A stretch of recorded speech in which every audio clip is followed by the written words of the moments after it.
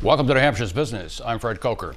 After the shock and the grief and the loss of loved ones in Las Vegas, and from 9/11 to Kalamazoo to Columbine to Charleston to Orlando to San Bernardino, all of these places in this country where there have been mass shootings, and after that grief and has settled in, there is also economic impact. This is a business show, and so researchers and businesses and governments are beginning to look at economic impact. And we're going to cover that with my guests in just a minute. But let me just show you a quote from the Homeland Security Director here in New Hampshire, Perry Plummer. He said to the union leader this past week, that type of incident, talking about Las Vegas, can happen anywhere in America.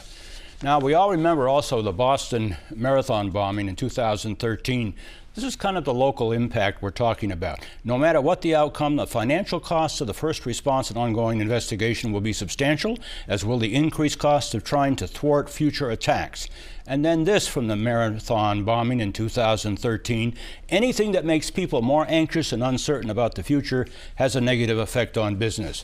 And we'll all remember also just in September here in New Hampshire, it wasn't a mass shooting, but there was a shooting at Dartmouth-Hitchcock in the intensive care unit where a woman was shot in her bed in the unit and she died. So with me to talk about some of this in terms of the impact, the economic impact, is the economist and president of Applied Economic Research, Russ Tiebout. Welcome.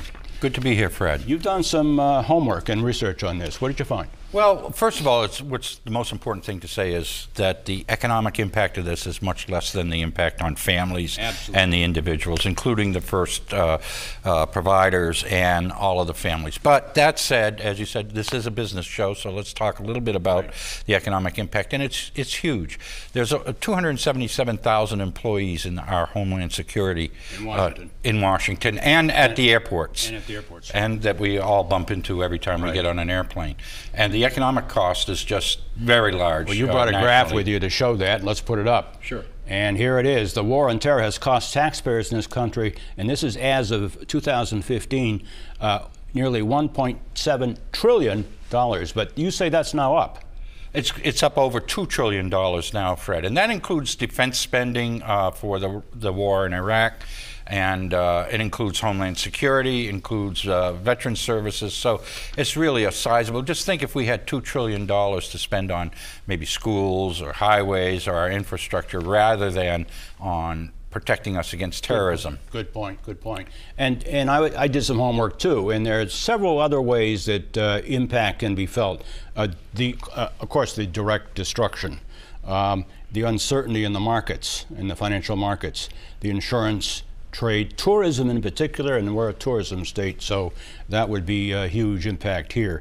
Giving up on the economy, giving up the economic and political freedoms for security. That is an impact that we really haven't talked about much in this country, but we may be facing some of that, whether we like it or not. And of course, an increase in the whole idea of nationalism. And that's not just to this country, but to others that have facing the same kind of threat that we are. Yeah, it's really a worldwide issue, of course, that stretches across the entire world, comes down to America, and even, as you pointed out, here in New England between the Boston Massacre and other incidents that have happened in Connecticut. So it's a major economic factor that we have to deal with. We have no choice but to deal with it.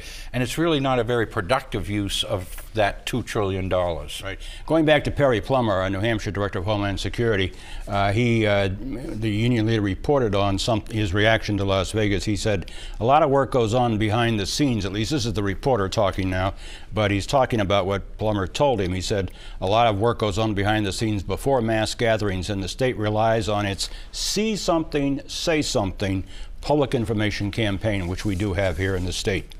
And then finally, here's a quote from the New York Times about the Paris attacks in 2015. Again, the local impact. In the short term, the terrorism in Paris chilled consumer spending in the French capital, essentially shutting down much of the city's retail business for most of the weekend. That's the local impact. Again, beyond the shock and the grief of the personal losses, which is number one. this economic impact is going to grow, would you say? It is. And the other thing, Fred, we talk about $2 trillion in taxpayer costs, but there's a lot of other economic impacts that run along with that. Time lost at airports, for example. Yep. You could measure that, but it hasn't been done. Right. So the $2 trillion is probably the low end of a range that goes significantly higher. We'll be talking about this some more, I'm sure, in the years ahead. Russ Thibeault, President of Applied Economic Research, thanks. Thank you for having me, Fred. Tough subject.